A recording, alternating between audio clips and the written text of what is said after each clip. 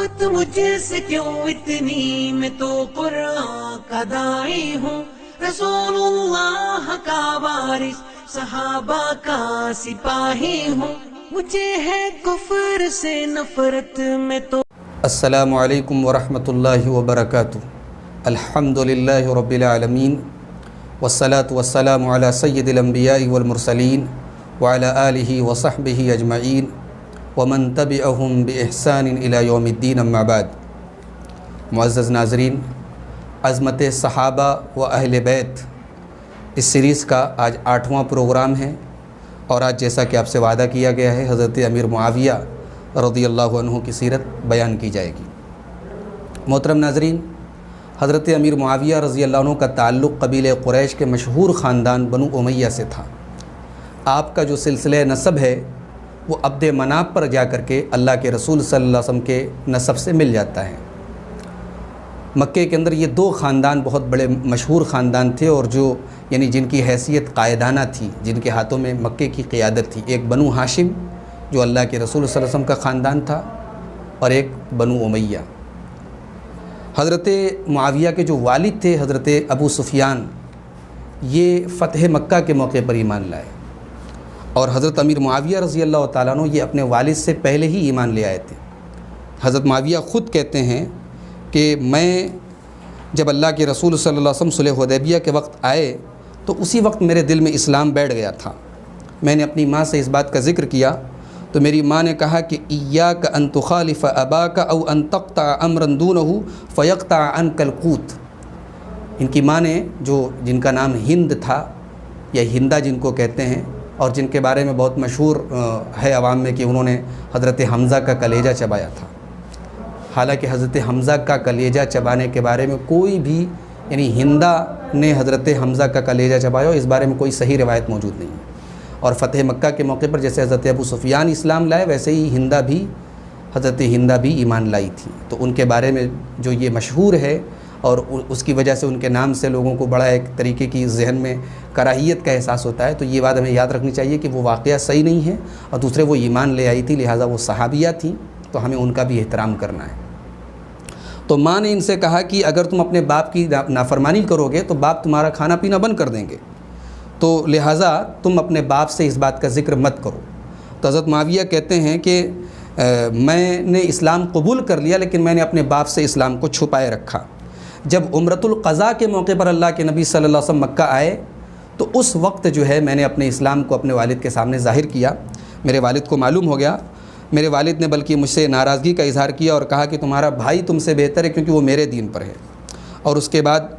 जब बाप ने इनको डांटा तो इन्होंने कहा कि लम आलु नफ्सी खैरा। ये मैं जो रवायत पढ़ रहा हूँ ये तबक़ात इब्न साद की जिल्द नंबर 1 सफ़ा नंबर 106 की सही रवायत है। जब बाप ने डांटा कि तुम्हारा बाप तुमसे अच्छा है क्योंकि वो मेरे दीन पर है, तो हज़रत मुआविया ने कहा कि लम आलु नफ्सी खैरा, मैंने कोई गलत काम नहीं किया है, मैंने अच्छा काम किया है। उसके बाद कहते हैं कि जब अल्लाह के रसूल सल्लल्लाहु अलैहि वसल्लम फ़तह मक्का के मौके पर मक्का तशरीफ़ लाए तो उस वक्त मैंने अपने इस्लाम को ज़ाहिर किया और मैंने अल्लाह के रसूल सल्लल्लाहु अलैहि वसल्लम से मुलाकात की। अल्लाह के नबी ने मेरा इस्तक़बाल किया और मुझे मुबारकबाद दी। तो ये हज़रत अमीर मुआविया रज़ियल्लाहु ताला अन्हु हैं। बचपन ही से इनके अंदर जो है क़ियादत के और कायदाना सलाहियतें इनके अंदर जो है उजागर हो रही थी। इनके वालिदैन महसूस कर रहे थे कि हमारा ये बच्चा आगे चल कर के हुकूमत करेगा। अलबिदाया व निहाया के अंदर हाफिज़ इब्न कसीर कहते हैं कि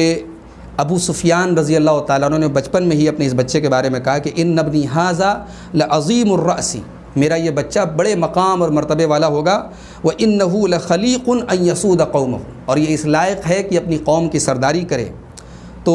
इनकी माँ ने कहा, हज़रत मुआविया की माँ ने कहा कि सिर्फ़ अपनी कौम की सरदारी करे। थक़िलतुहु इल्लम यसुद अल अरब क़ातिबा, मैं इसे गुम कर दूँ।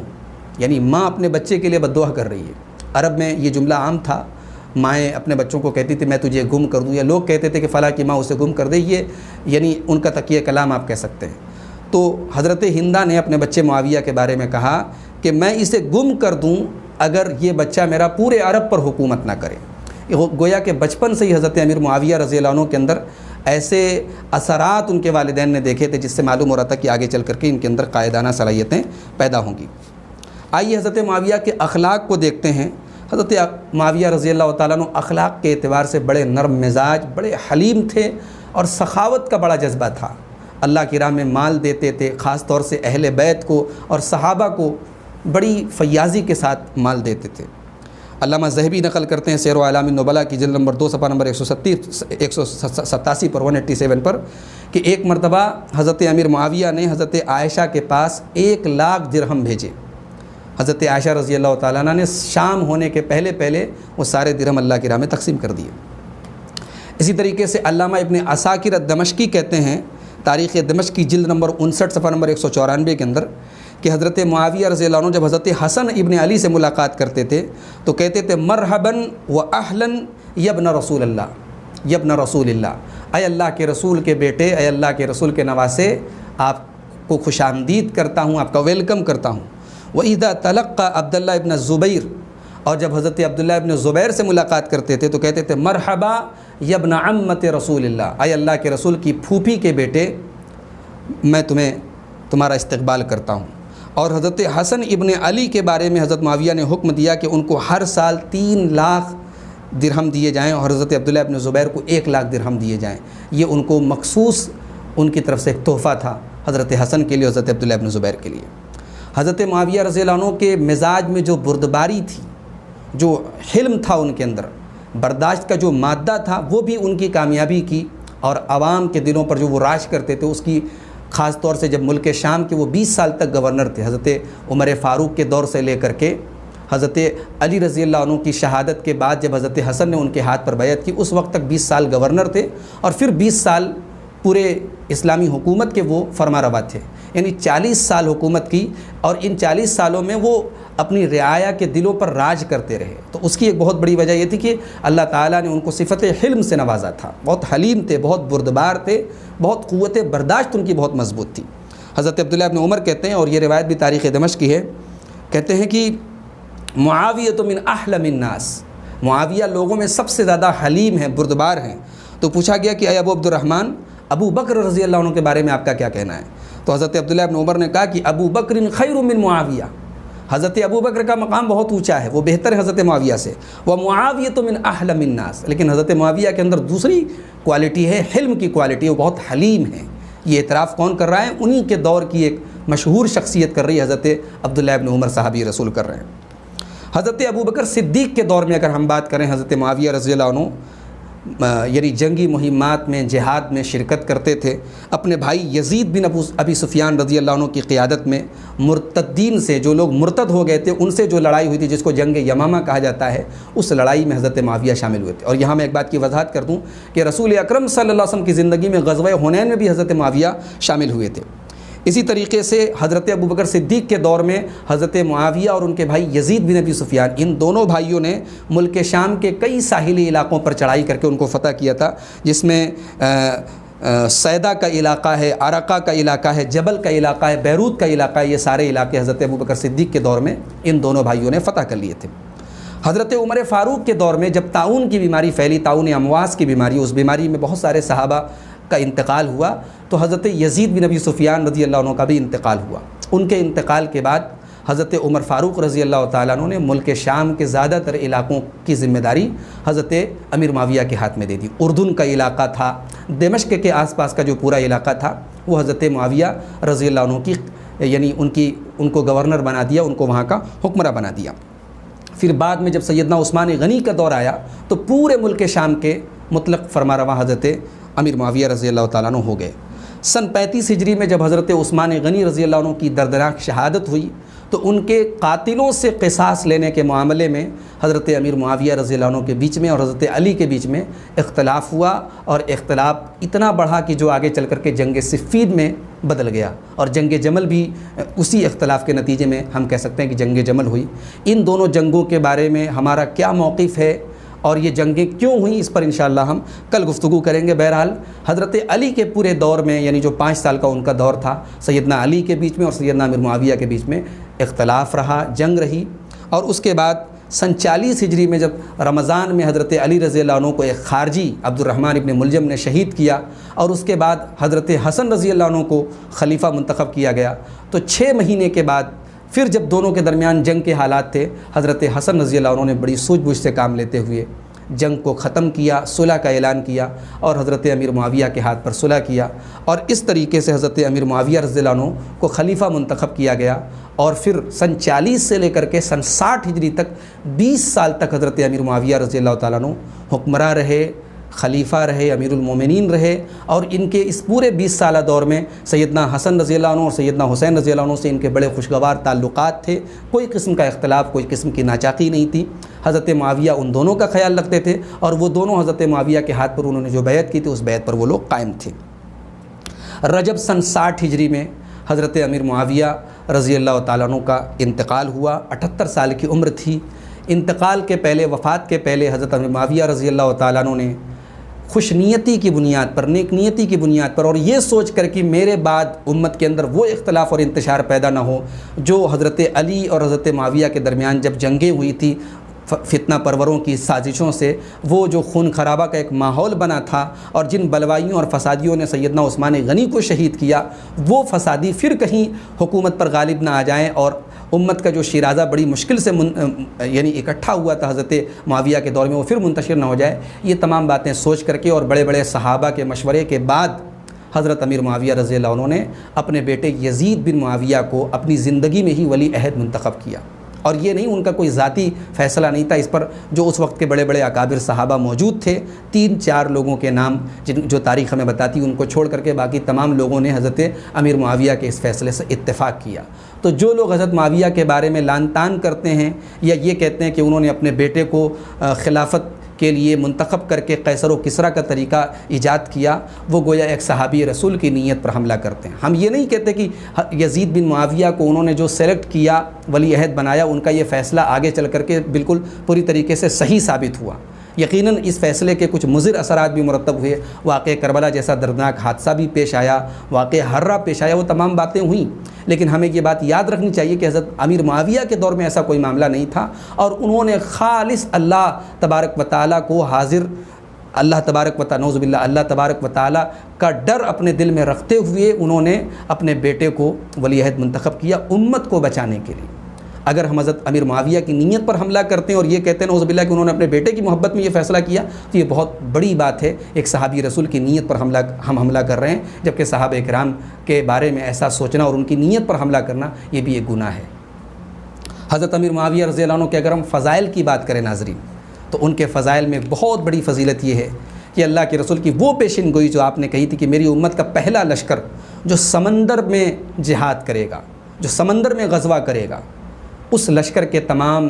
سپاہی اور اس لشکر کے تمام شرکاء مغفور لہو ہیں، وہ بشارت حضرت امیر معاویہ کے ہاتھوں پوری ہوئی۔ اور حضرت عثمان غنی کے دور میں حضرت امیر معاویہ رضی اللہ عنہ نے پہلا بحری بیڑا تیار کیا۔ آئیے پہلے وہ روایت دیکھتے ہیں۔ یہ روایت آپ کو ملے گی صحیح بخاری کی 2636 اور صحیح مسلم کی 5925 نمبر کی حدیث ہے۔ حضرت انس بن مالک روایت کرتے اپنی خالہ ام حرام بنت ملحان سے، جو حضرت عبادہ ابن صامت کی اہلیہ ہیں اور اللہ کے رسول صلی اللہ علیہ وسلم کی یہ محرم رشتہ دار ہیں، اللہ کے رسول کا ان کے گھر میں آنا جانا تھا۔ کہتی ہیں کہ نام النبی صلی اللہ علیہ وسلم یومن قریبا منی، ایک دن اللہ کے نبی صلی اللہ علیہ وسلم میرے گھر میں لیٹے ہوئے تھے، آرام فرما رہے تھے۔ ثم استيقظ يبتسم، اللہ کے نبی صلی اللہ علیہ وسلم کی نیند کھلی، آپ بیدار ہوئے، آپ مسکرا رہے تھے۔ تو میں نے پوچھا کہ اللہ کے رسول آپ کیوں مسکرا رہے ہیں؟ تو آپ نے فرمایا کہ اناس من امتی عرضوا علیہ، میری امت کے کچھ لوگ میرے اوپر پیش کیے گئے، یرکبون ھذا البحر الاخضر، جو سمندر میں سواری کریں گے، کالملوک علی الاسرہ، جیسے بادشاہ اپنے تخت پر بیٹھتے ہیں ویسے وہ سمندر میں سواری کریں گے۔ قالت فادعوا اللہ ان یجعلنی منہم، حضرت ام حرام نے کہا کہ اے اللہ کے رسول آپ دعا کیجئے کہ اللہ تعالیٰ ان لوگوں میں سے مجھے بھی کر دے۔ اس کے بعد کہتی ہے کہ پھر اللہ کے رسول صلی اللہ علیہ وسلم سو گئے، پھر آپ کی نیند کھلی، پھر مسکرا رہے تھے، پھر میں نے پوچھا کیوں مسکرا رہے ہیں؟ تو اللہ کے رسول نے فرمایا کہ میں نے ایک دوسرا گروہ اپنی امت کا دیکھا جو سمندر میں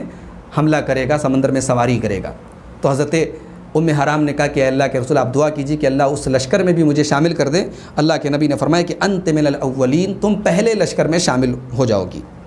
کہتے ہیں راوی کہتے ہیں فخرجت مع زوجها عبادۃ بن الصامت غازیا، حضرت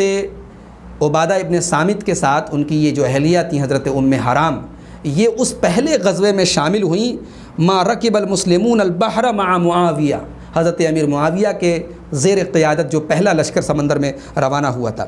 فلما انصرفوا من غزوتهم، جب اس لشکر سے لوگ واپس آنے لگے اور ملک شام کے ساحل پر ان کا یہ لشکر اترا ہے، فقربت الیہا دابہ، تو ام حرام رضی اللہ تعالیٰ عنہ کی سواری ان کے قریب کی گئی تاکہ وہ سواری پر سوار ہو جائے، فصرعتها، تو سواری نے ان کو گرا دیا، گر پڑی وہ، فماتت، اور ان کا انتقال ہو گیا۔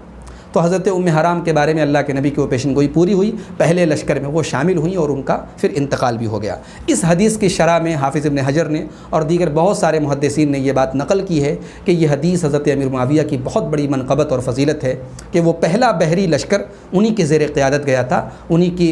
وہی اس لشکر کے کمانڈر تھے، اور اس بشارت کے یقیناً جو ہے وہ حقدار ہیں۔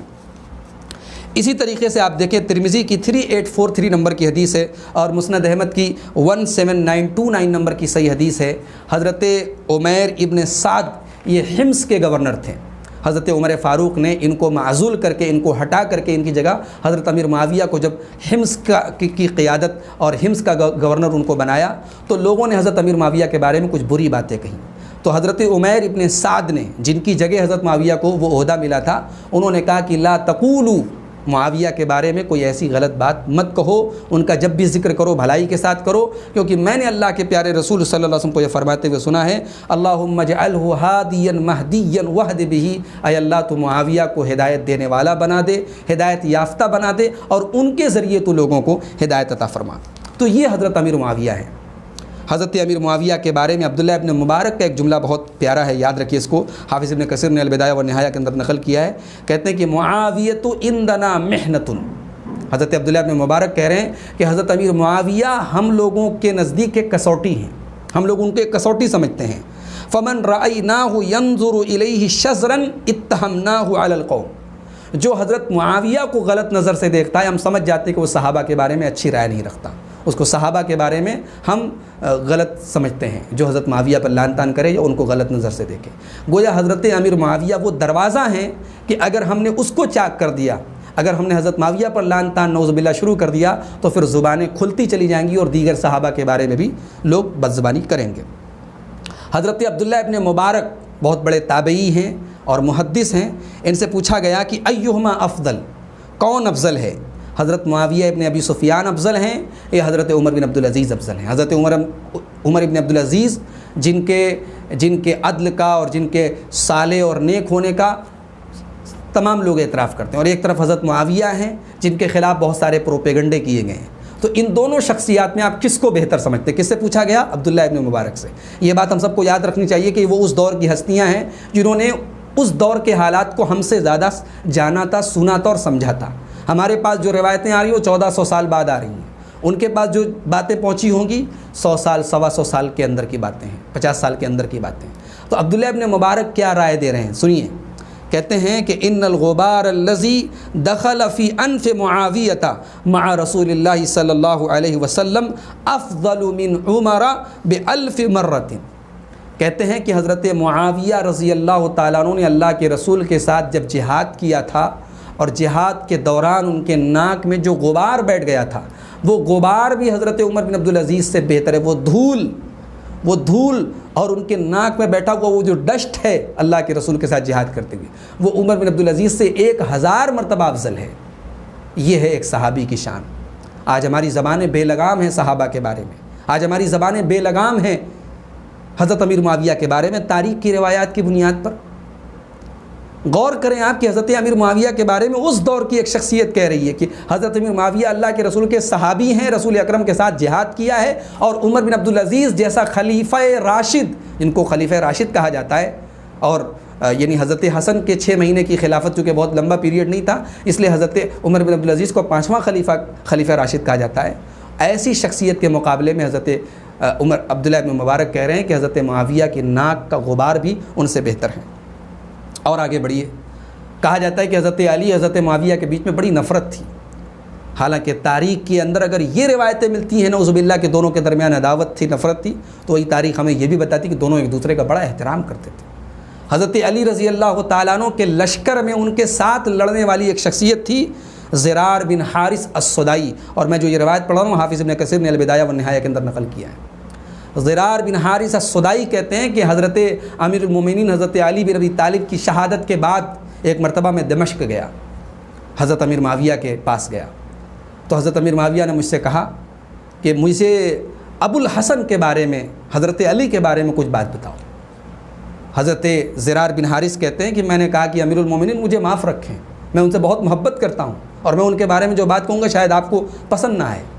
حضرت امیر معاویہ نے کہا نہیں کہو، میں سننا چاہتا ہوں کہ تم حضرت علی کے بارے میں کیا جانتے ہو۔ حضرت زرار بن حارث سدائی کہتے ہیں فواللہ لقد صاحبت علیًا، کہتے ہیں امیر المومنین حضرت معاویہ، میں نے حضرت علی کو دیکھا، ان کے ساتھ میں نے ٹائم گزارا، فوجدتہ عابدا زاہدا، میں نے دیکھا کہ وہ بڑے عبادت گزار ہیں، بڑے زاہد ہیں۔ واللہ لقد رأیتہ فی اللیل الدامس، میں نے دیکھا کہ اندھیری رات ہوتی تھی، یقبض علی لحیتہ، حضرت علی رضی اللہ تعالیٰ عنہ اپنی داڑھی کو اپنے ہاتھ سے پکڑتے تھے اور کہتے تھے یا دنیا یا دنیا، اے ذلیل اور حقیر دنیا، طلقتک ثلاثا، میں نے تجھے 3 طلاق دے دی ہے، میں نے تجھے 3 طلاقیں دے دی ہے۔ زادک حقیر، اے دنیا تیرا توشہ، تیرا زاد راہ بہت کم ہے۔ وعمرک قصیر، تیری عمر بہت تھوڑی ہے۔ وسفرک طویل، تیرا سفر بہت لمبا ہے۔ آہ من قلت الزاد وبعد السفر ولقاء الموت، ہائے زاد راہ کتنا کم ہے، سفر کتنا طویل ہے اور موت سے ملاقات ہونے والی ہے۔ یہ حضرت علی رضی اللہ عنہ کو میں نے روتے ہوئے اور اپنی داڑھی کو پکڑ کے میں نے کہتے ہوئے سنا ہے۔ حضرت زرار کہتے ابھی میں نے اتنا بیان کیا تھا، فبکا معاویۃ، حضرت امیر معاویہ رونے لگے، حتی تغیر علی جلسائہ، یہاں تک کہ ان کے چہرے کی رنگت بدل گئی، وسالت بالدموع لحیتہ، اور ان کی داڑھی آنسوؤں سے تر ہو گئی۔ ثم قال، پھر کہنے لگے رحم اللہ ابا الحسن، اللہ کی رحمتیں نازل ہوں ابو الحسن کے اوپر۔ میرے بھائیوں، یہ حضرت امیر معاویہ رضی اللہ عنہ کا حضرت علی کے زہد اور تقویٰ کا حال سن کر کے یہ ان کا اپنا حال ہے۔ یہ اللہ سے ڈرو میرے بھائیوں، ان شخصیات کے بارے میں زبان درازی کرنے سے پہلے انہوں نے رسول اکرم کے اوپر یہ لوگ ایمان ہی نہیں لائے، رسول کا دیدار کیا ہے، رسول سے ملاقات کی اور ساری زندگی ایمان پر رہے ہیں۔ یہ ان صحابہ میں سے ہیں جن کو اللہ نے قرآن میں رضی اللہ عنہم ورضوا عنہ کہا ہے۔ ہم تاریخ کی کچی پکی روایات کی بنیاد پر یا اہل بیت کی محبت میں غلو کے نام پر ہم ان صحابہ کرام کو لعن طعن کریں تو پھر تو وہ لوگ بھی صحیح ثابت ہو جائیں گے جو اہل بیت کی محبت کے نام پہ حضرت ابو بکر و عمر کو بھی نعوذ باللہ برا کہتے ہیں، حضرت عائشہ کو بھی برا کہتے ہیں۔